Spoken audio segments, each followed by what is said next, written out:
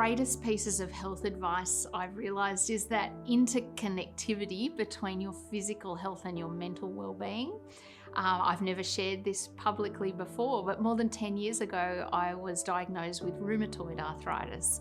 And that was obviously a very terrifying time. I didn't know what it might mean, but what I learned was it was intimately connected and triggered by feeling burnt out, by feeling stressed, by not looking after my weight, not looking after what I was eating and my exercise. And I learned through that process and through speaking to doctors and getting specialist advice about that really connectedness that we have between our mental health and our physical well-being. And so the best advice I've ever had is to remember that, and I certainly do now. And I now know what will trigger, those kinds of issues for me. And I think the more we can really listen to our bodies, the greater chance we've got of getting on top of things early. There are so many things that I would love to change for women. But the most important thing for me is financial security for women, because having financial security gives you choices, and making sure that we close the gender pay gap, that we meet that gap around superannuation, that women retire with so much less savings than men.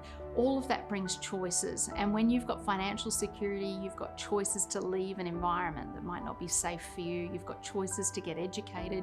You've got choices to change jobs where you might be being harassed. So financial security for women is the #1 priority in my mind. I think there's a number of ways that we can all be making choices to ensure gender equality, which is really one of the very big picture issues that are happening for women, which can lead to domestic violence. Whether it's looking at the political parties that we elect and making sure that they've got programs and policies in place that are supporting domestic violence programs, or putting in place their own decision-making processes that make sure women are put into leadership positions. Men, if you're listening, you standing up to your mates when you hear those jokes or comments. You might not witness domestic violence, but I'm pretty sure you know in your gut when something's not right, and speaking up, because women need your allyship, and we need you to really tell other men what is and isn't acceptable. So when you are asked to do something, or when you're given an opportunity to leave a dangerous environment, or when you're given an opportunity to go and visit your GP and get some advice, say yes. Say yes to whatever those opportunities are, because you never know where they're going to lead, and you never know how they might open another door for you somewhere else.